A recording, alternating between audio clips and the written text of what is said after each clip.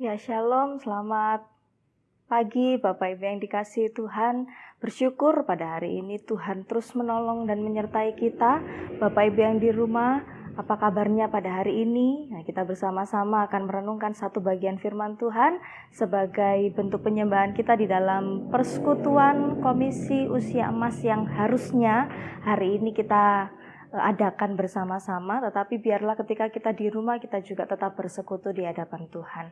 Mari saya mengajak kita semua untuk merenungkan bagian firman Tuhan pada hari ini, namun sebelumnya kita berdoa. Mari kita berdoa. Maha besar Engkau Allah kami, yang kami sembah dan kami kenal di dalam Kristus Yesus yang telah menolong kehidupan kami. Pada pagi hari ini kami terus bersyukur Tuhan karena Tuhan terus memberikan kami kekuatan dan kesehatan. Sekalipun di tengah pandemi yang ada dan beresiko bagi orang-orang yang berusia lanjut, tetapi kami tetap bersyukur karena penyertaan Tuhan atas kami. Kami bersyukur pada hari ini dan kami menyatakan syukur kami melalui persekutuan Usia Emas Komisi Lansia Edelweiss. Kiranya Tuhan memberkati dan menolong kami di dalam perenungan firman Tuhan dan doa kami pada hari ini.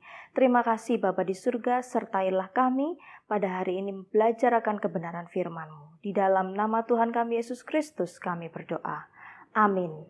Ya, Bapak Ibu yang dikasihi Tuhan, tema kita pada pagi hari ini adalah dilahirkan walau sudah tua, lahir walau sudah tua. Nah, Bapak Ibu yang dikasihi Tuhan, kelihatannya tidak mungkin ya kalau seseorang itu ketika dia sudah tua dikatakan lahir kembali. Kalau misalnya lahir itu pasti bayi, tidak mungkin ada orang yang lahir lalu kemudian dewasa kembali ke perut ibunya. Nah, pertanyaan ini juga disampaikan kepada seorang Farisi yang bernama Nikodemus kepada Tuhan Yesus. Ketika itu di dalam perikop yang akan kita pelajari pada hari ini, dia mempertanyakan suatu pertanyaan, bagaimanakah mungkin seorang yang sudah tua bisa dilahirkan kembali? Nah, kita akan belajar bersama-sama di dalam bagian firman Tuhan dalam Yohanes pasal yang ketiga ayat 1 sampai ayat yang ke-15. Yohanes pasal yang ketiga ayat 1 sampai ayat yang ke-15. Kita akan belajar di bawah satu tema lahir walau sudah tua. Saya akan membacakannya bagi Bapak Ibu, silakan Bapak Ibu yang masih jernih matanya bisa sambil menyimak di dalam Alkitabnya, tetapi jika tidak, saya akan membacakannya bagi kita pada hari ini. Yohanes 3 ayat 1 sampai ayat yang ke-15. Percakapan dengan Nikodemus. Adalah seorang Farisi yang bernama Nikodemus, seorang pemimpin agama Yahudi. Ia datang pada waktu malam kepada Yesus dan berkata, "Rabi, kami tahu bahwa engkau datang sebagai guru yang diutus Allah. Sebab tidak ada seorang pun yang dapat mengadakan tanda-tanda yang kau adakan itu jika Allah tidak menyertainya." Yesus menjawab katanya, Aku berkata kepadamu, sesungguhnya jika seseorang tidak dilahirkan kembali, ia tidak dapat melihat kerajaan Allah. Kata Nikodemus kepadanya, bagaimanakah mungkin seorang dilahirkan kalau ia sudah tua? Dapatkah ia masuk kembali ke dalam rahim ibunya dan dilahirkan lagi? Jawab Yesus, Aku berkata kepadamu, sesungguhnya jika seorang tidak dilahirkan dari air dan roh, ia tidak dapat masuk ke dalam kerajaan Allah. Apa yang dilahirkan dari daging adalah daging, dan apa yang dilahirkan dari roh adalah roh. Janganlah engkau heran karena aku berkata kepadamu, kamu harus dilahirkan kembali. Angin bertiup kemana ia mau, dan engkau mendengar bunyinya, tetapi engkau tidak tahu dari mana ia datang atau kemana ia pergi. Demikianlah halnya dengan tiap-tiap orang yang lahir dari roh. Nikodemus menjawab katanya, bagaimanakah mungkin hal itu terjadi? Jawab Yesus, engkau adalah pengajar Israel dan engkau tidak mengerti hal-hal itu? Aku berkata kepadamu, sesungguhnya kami berkata-kata tentang apa yang kami ketahui dan kami bersaksi tentang apa yang kami lihat. Tetapi kamu tidak menerima kesaksian kami. Kamu tidak percaya waktu aku berkata-kata dengan kamu tentang hal-hal duniawi. Bagaimana kamu akan percaya kalau aku berkata-kata dengan kamu tentang hal-hal sorgawi? Tidak ada seorang pun yang telah naik ke sorga selain daripada Dia yang telah turun dari sorga, yaitu Anak Manusia. Dan sama seperti Musa meninggikan ular di padang gurun, demikian juga Anak Manusia harus ditinggikan, supaya setiap orang yang percaya kepadanya beroleh hidup yang kekal. Ya, Bapak Ibu yang dikasihi Tuhan, jika kita melihat di dalam kehidupan kekristenan kita, maka Bapak Ibu, sebenarnya hal yang paling penting di dalam iman kita adalah yang namanya lahir baru. Ketika Bapak Ibu dulu dibaptiskan, maka itu adalah sebuah tanda bahwa Bapak Ibu dilahirkan lagi, kembali, lahir baru, mengambil komitmen untuk percaya kepada Kristus lalu memberi diri untuk dibaptiskan. Nah, tetapi di dalam bagian ini kita bersama-sama melihat tentang seorang Nikodemus yang ternyata dia tidak mengerti apa artinya lahir baru. Nah, pertanyaannya bagi kita Bapak Ibu, apakah kita juga mengerti apakah lahir baru itu? Ya, seperti apakah dilahirkan kembali? Kenapa bisa orang dilahirkan kembali meskipun sudah tua? Nah, kita akan belajar tentang dua maksud Yesus di dalam bagian ini dengan lahir baru. Yang pertama, mari kita melihat di dalam bagian firman Tuhan ini. Seorang Farisi, dia adalah Nikodemus, dia adalah pemimpin agama Yahudi, dia adalah orang yang seharusnya orang yang rohani. Nah, tetapi ketika dia datang kepada Yesus, maka dia bertanya, dia melihat, tidak ada seorang pun yang dapat mengadakan tanda-tanda yang engkau adakan itu jika Allah tidak menyertainya. Nikodemus melihat Yesus sebagai sosok yang disertai Allah karena mujizat-mujizat yang dibuat oleh Yesus. Tetapi pada hari ini kita akan belajar bahwa ketika itu Yesus mengatakan bahwa bukan masalah tanda, tetapi masalahnya adalah jika seseorang tidak dilahirkan kembali, ia tidak dapat melihat kerajaan Allah. Sehingga di sini kita melihat bagaimana pentingnya, sangat penting untuk menjadi lahir baru. Apa yang Yesus maksudkan? Yang pertama, mari kita melihat di dalam ayat yang ketiga. Di dalam ayat yang ketiga. Dikatakan di dalam ayat yang ketiga yang seperti yang saya bacakan tadi. Aku berkata kepadamu sesungguhnya jika seorang tidak dilahirkan kembali, ia tidak dapat melihat kerajaan Allah. Nah, Bapak Ibu yang dikasihi Tuhan, ketika kita berbicara tentang dilahirkan kembali, ternyata Alkitab menyatakan bahwa yang dilakukan oleh Yesus, yang dikatakan oleh Yesus bahwa kelahiran baru itu merupakan kelahiran yang berasal dari atas. Artinya kelahiran kembali di dalam bahasa Yunani dia juga berbicara tentang kelahiran yang dari atas, dari atas. Kemudian berikutnya di dalam ayat yang ke-8, angin bertiup kemana ia mau dan engkau mendengar bunyinya, tetapi engkau tidak tahu dari mana ia datang atau kemana ia pergi. Demikianlah halnya dengan tiap-tiap orang yang lahir dari roh. Hal pertama, maksud Yesus dengan dilahirkan kembali adalah bahwa kelahiran kembali itu, kelahiran yang baru itu merupakan hasil karya Roh Kudus. Hasil karya Roh Kudus. Sebuah perubahan yang terjadi, sebuah fenomena yang terjadi yang bukan berasal dari upaya manusia itu sendiri. Ketika kita menjadi orang-orang yang dilahirkan baru, percaya kepada Kristus, maka itu bukan upaya kita, bukan karena kita bisa, karena saya mendengar firman, saya belajar firman dengan begitu tekun, lalu kemudian saya menjadi orang yang percaya kepada Kristus. Tidak demikian, karena di dalam bagian ini kita bersama-sama belajar bahwa kelahiran baru itu sepenuhnya merupakan inisiatif dari Roh Kudus yang mengubahkan seseorang menjadi ciptaan yang baru. Sesuatu yang berasal dari surga, bukan inisiatif manusia. Itu yang pertama. Yang kedua, mari kita melihat di dalam ayat yang kelima kembali, 5 dan ayat yang keenam. Dikatakan di sana, aku berkata kepadamu, sesungguhnya jika seorang tidak dilahirkan dari air dan roh, ia tidak dapat masuk ke dalam kerajaan Allah. Apa yang dilahirkan dari daging adalah daging, dan apa yang dilahirkan dari roh adalah roh. Lah yang kedua ini adalah yang dimaksud Yesus dengan kelahiran kembali, itu adalah sebuah perubahan hidup secara rohani. Di mana kita yang dulunya adalah orang-orang yang hidup di dalam dosa, tetapi karena Roh Kudus bertindak untuk menyadarkan kita, maka kita dipertobatkan dari dosa-dosa kita. Kita menyadari bahwa kita adalah orang-orang yang membutuhkan keselamatan, dan kemudian kita beralih dari kehidupan kita yang lama kepada kehidupan yang baru.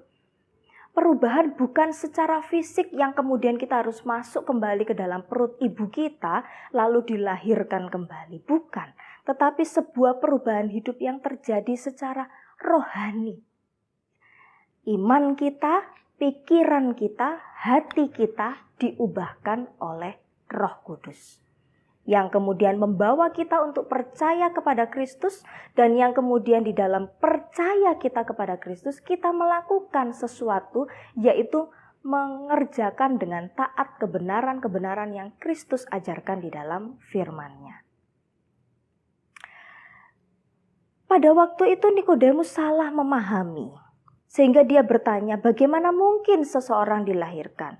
Karena bagi Nikodemus, orang-orang Yahudi tidak perlu lagi mengalami kelahiran baru. Mengapa? Karena orang-orang Yahudi adalah bangsa pilihan Tuhan, bangsa yang istimewa, sehingga mereka tidak perlu lagi melakukan pertobatan, mereka sudah otomatis masuk sorga. Nah, ini sebuah pemikiran yang salah, Bapak Ibu yang dikasihi Tuhan.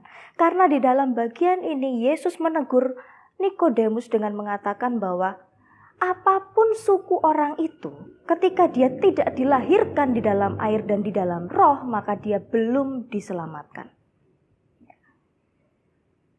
Apa yang dilahirkan dari daging adalah daging, dan apa yang dilahirkan dari roh adalah roh. Kita kembali diingatkan ketika Yesus berbicara tentang apa yang lahir dari daging. Bapak Ibu yang dikasihi Tuhan, kata daging di dalam kata Yunani itu dia memakai kata sarx, yang artinya adalah tubuh yang dikuasai oleh dosa. Bukan sekedar daging seperti daging sapi yang kita masak itu enak ya, ataupun daging manusia dalam artian yang sebenarnya. Tetapi di sini artinya adalah tubuh kita, ya, tubuh kita yang sudah dikuasai oleh dosa. Mengapa? Karena manusia ketika Adam dan Hawa di dalam kejatuhannya, maka Adam dan kita semua, dikatakan firman Tuhan, telah berbuat dosa. Tidak ada satupun yang berbuat baik di hadapan Tuhan. Semuanya melakukan kesalahan, semuanya berdosa di hadapan Tuhan, sehingga tubuh kita pun adalah tubuh yang dikuasai oleh dosa. Kita sangat mudah untuk melakukan dosa, tetapi sangat sulit untuk melakukan ketaatan kepada Kristus. Itu sebagai tanda bahwa kita adalah tubuh yang berdosa. Itu sebabnya firman Tuhan katakan bahwa kita harus dilahirkan kembali. Kita harus menjadi manusia-manusia yang diperbaharui. Dan yang bisa melakukan itu adalah Yesus yang sudah mati di kayu salib dan Roh Kudus yang mengubahkan kehidupan kita. Kita mengalami perubahan-perubahan secara rohani. Sehingga Bapak Ibu yang dikasihi Tuhan, mereka tidak akan pernah bisa masuk ke kerajaan sorga apabila tidak mengalami keselamatan, tidak mengalami pembaruan dari Roh Kudus. Sehingga Bapak Ibu yang dikasihi Tuhan, bagaimanakah dengan hidup kita? Kalau kita mengatakan bahwa kita ini adalah orang-orang Kristen karena saya adalah orang yang rajin beribadah, mari kita lihat kembali seorang Nikodemus. Dia juga mengatakan, saya pengajar. Dikatakan Yesus, engkau pengajar orang Israel. Tetapi dia tidak mengerti bahwa dia harus lahir kembali karena hidupnya, tubuhnya adalah berdosa. Dan itu akan membawa dia kepada maut. Bapak Ibu yang dikasihi Tuhan, tidak masalah berapa lama kita beribadah kepada Tuhan, berapa lama kita berdoa kepada Tuhan. Tetapi masihkah hidup kita juga tetap tinggal di dalam dosa? Bahkan ketika kita dalam usia kita yang semakin bertambah, kita katakan, "Dah enggak apa-apalah, waktunya menikmati hari tua." Lalu melakukan banyak kesalahan dan tidak mau belajar taat kepada Tuhan. Dalam bagian ini kita diingatkan, berapapun usia kita harus tetap setia kepada Tuhan. Dan yang kedua, bukan masalah suku apa kita, maka kita beroleh keselamatan. Mungkin kita pada hari ini adalah, saya adalah orang keturunan Tionghoa, keturunan yang terbaik. Atau saya keturunan Jawa, keturunan yang terbaik. Saya keturunan orang Batak, orang yang terbaik. Ataupun Sulawesi yang terbaik. Kita merasa suku kita yang terbaik. Firman Tuhan ini juga menegur kita. Bahkan seorang Nikodemus yang merasa dirinya seorang Yahudi yang sudah pasti selamat, Yesus katakan belum tentu selamat. Bukan suku kita, bukan anak-anak kita, bukan kekayaan kita yang menyelamatkan kita. Tetapi yang menyelamatkan kita adalah ketika kita mau dilahirbarukan oleh Roh Kudus, supaya hidup kita mengalami perubahan dari hari ke hari. Sehingga Bapak Ibu yang dikasihi Tuhan, mari kita bersama-sama belajar.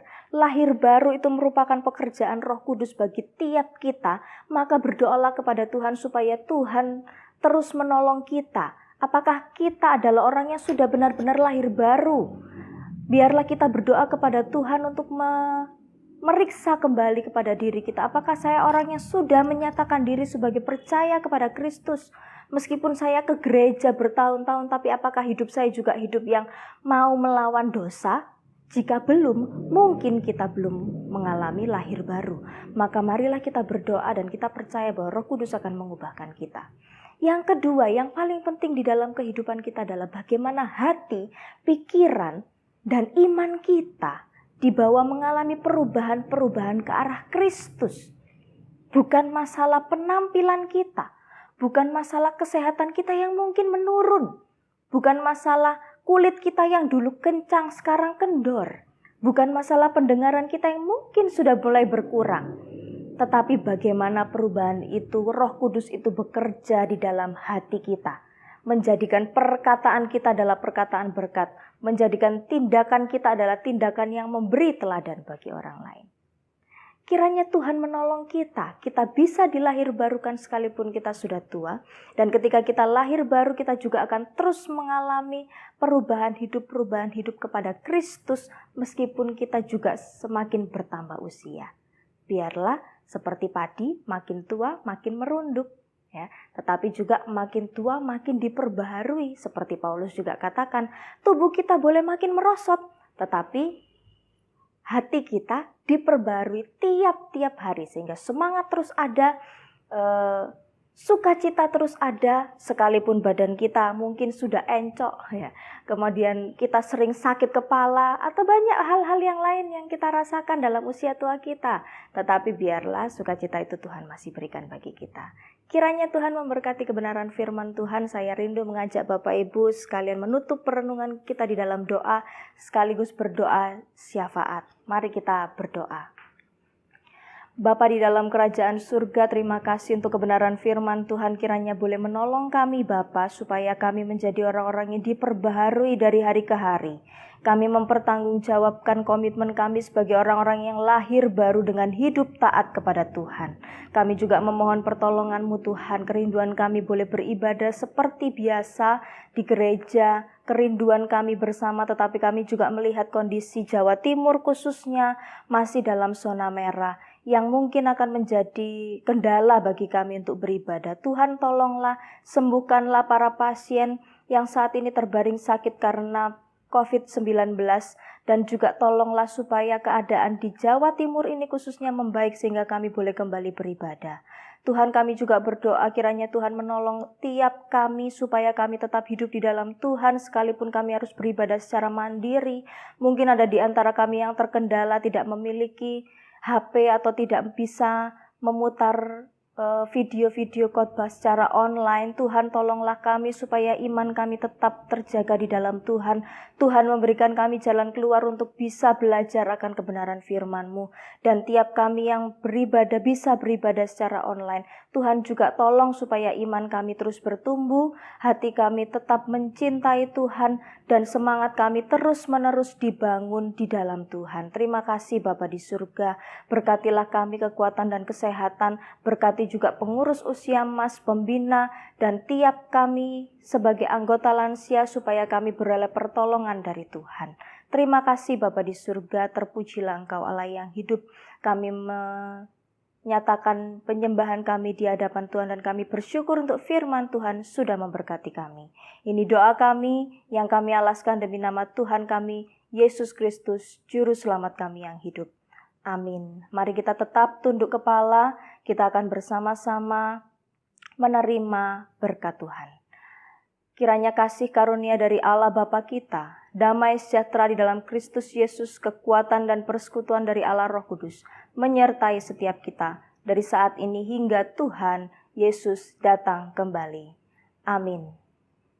Tetap berdoa Bapak Ibu yang dikasihi Tuhan, sampai akhirnya Tuhan menjawab doa kita, kembali kita bisa beribadah di gereja dan kita bisa berjumpa satu dengan yang lain.